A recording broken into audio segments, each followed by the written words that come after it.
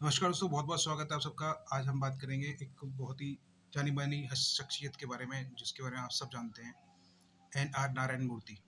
Simplicity जिनकी रग-रग में है और सिंप्लिसिटी की पहचान उन्होंने दी और सिंप्लिसिटी से वो सब काम उन्होंने करके दिखाए जो एक इंसान के हाथ में है, संभव है।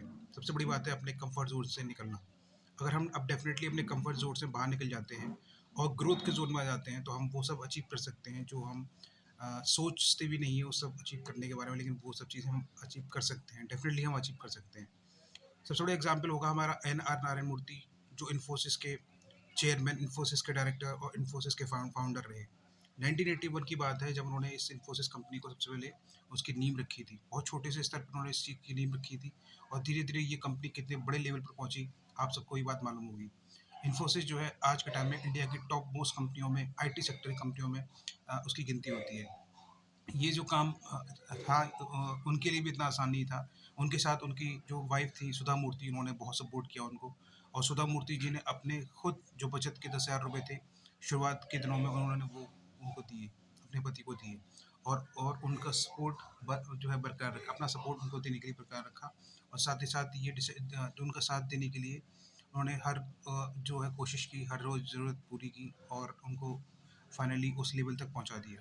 तो मैं बात कर रहा हूँ एन.आर. नारायण मूर्ति जी की। एन.आर. नारायण मूर्ति जी बेसिकली एक जो है मैसूर के रहने वाले हैं और मैसूर के रहने वाले उन्होंने ये अपनी इलेक्ट्रिकल इंजीनियरिंग में सबसे पहले जो है वो आईआईटी कानपुर से अपनी ग्रेजुएशन कंप्लीट की थी। आईआईटी कानपुर से ग्रेजुएशन कंप्लीट की।